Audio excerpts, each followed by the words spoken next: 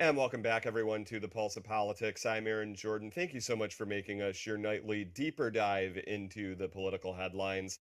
And that's exactly what we're doing right now, talking about not only how the state budget is going to impact no tax on tips, no tax on overtime, but also how the government shutdown at the federal level is impacting so many lifelines and could impact so many lifelines that people rely on.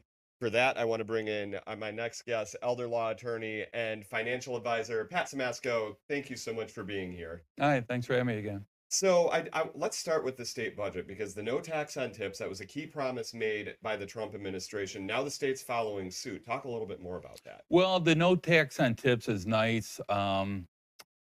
It's not going to be a windfall for anybody.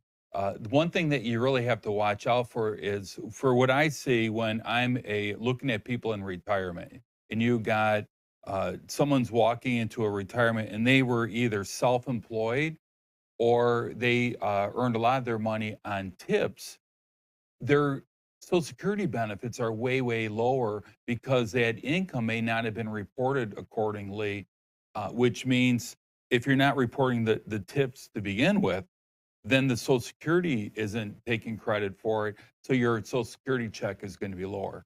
And also, we realize is that the people that are working on tip or the self-employed, they didn't put into their retirement accounts, their 401ks, their IRAs. So not only is their Social Security less, their savings accounts and their retirement accounts are a lot less, which makes it very, very, very difficult in your retirement years. And It can kill you. And you mentioned too, on when you were on the Pulse tonight, that no one is a fact that I hadn't really thought about before, but it's pretty true that no one really has a pension anymore. It's all these Nobody. 401ks in the various accounts. I talked to my law students, and I was a professor at Oakland, and I'd say, "Does anybody know what a pension is?" Nobody, and nobody has them because they're so expensive. So the old days, your retirement, you have a pension, Social Security, and 401k. Now, if you're not putting in your 401k and you don't have a pension, your Social Security is going to be your only lifeline, and it's going to be tough. We see so many of our retirees, they're trying to decide how to get through the day. We had one just last week where the daughter and the son-in-law has to bail out mom for the property taxes and the Wow. water bill, and it's they don't have that lifeline. And it's so important because people want to be able to have the ability to retire and live comfortably, and that sounds like it's really taking away from their ability to do that. Really tough, and so it's great that you're not being taxed, so you have a little bit of extra income coming in. Fantastic.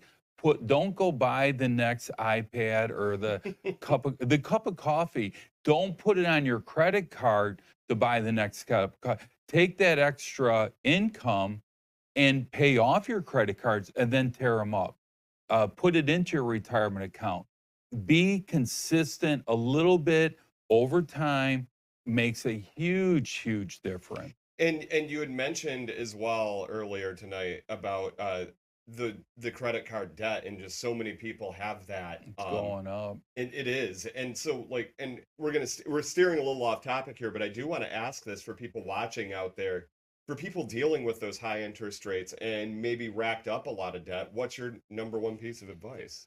Whatever you can do to get out of the debt is important. So whether it's negotiate a settlement and get out of it, pay it off and get out of it. But once you do it, don't get into it again. Don't get into again. And that's Don't, and no and that's the yeah. thing. It's so easy for people to do that It's sometimes. robbing Peter to pay Paul. I'm going to do it with my next bonus check. I'll get a home equity loan to pay it off, and then you rack up the credit card debt. Hey, mom, can you just loan me some money?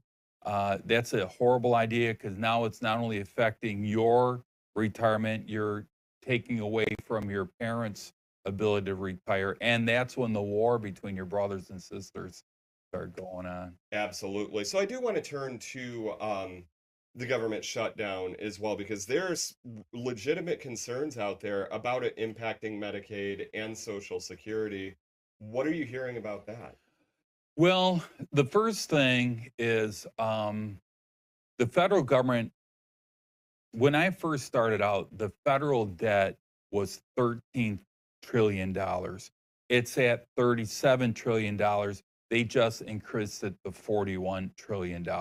They got that out of the way. Mhm. The shutdown is how to spend the money in the budget right now. Yep. And it's really not affecting the recipients of Social Security and Medicare because that money just going to come out. The payments to the providers on Medicare, Medicaid, that's going to go out like normal. It's the people who are working in these jobs. They may not have that safety net in their savings account. A lot of them are dual income, are federal employees. They both work in the federal government and they don't have that income coming in. They're going to have to start using their credit card debt and dipping into their savings. So that's something that it's being politicized. In my opinion, it's being politicized right now. Whose fault is it? Who's going to blink first? It's crazy. And in a way, it's kind of a double whammy for people who are on Medicaid as well. They have these concerns because of the shutdown, not to mention the Medicaid cuts that happened in the summer as well. Yeah, what I told, because we were on a couple of times talking about those budget cuts. Everybody is going to keep getting their benefit. There's no one's going to be getting kicked off. There may not be the people processing the claims as quickly because of the shutdown, which is, this is something scarier though.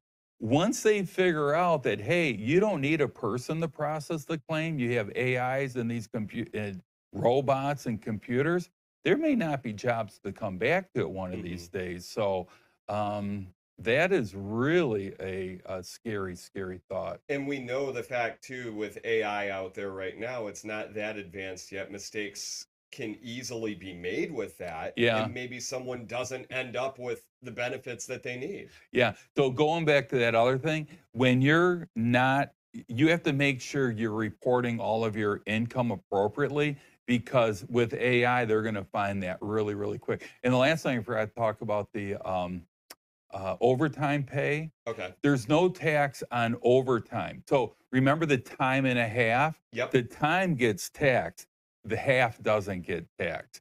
Make sure you're including that in as That's good well. to know, and it really good advice for people out there. Elder law attorney and financial advisor Pat Simasko, thank you so much for being here on the Pulse of Politics tonight, and we'll watch your full conversation coming up on the Pulse at 11:30. Thanks for having me.